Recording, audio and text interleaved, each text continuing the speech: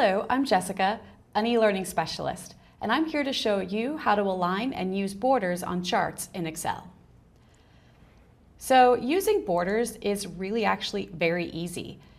All right, so when I click on the Chart Tools Contextual tab comes up, and from here I can click on Format, Shape Outline, and I'm going to give it a pink outline, and then I need to choose my weight. So I want a nice thick one, and you'll notice I have that live preview happening there.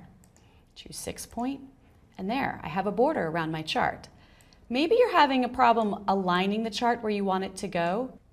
You can go back under Format, under Align, Snap to Grid, and now when I get it, I move it close to a line there, it's going to snap right to it. So that helps use that grid for your alignment tools. There you go, how to add a border, how to align it to a grid. I hope this helps. Thanks for watching.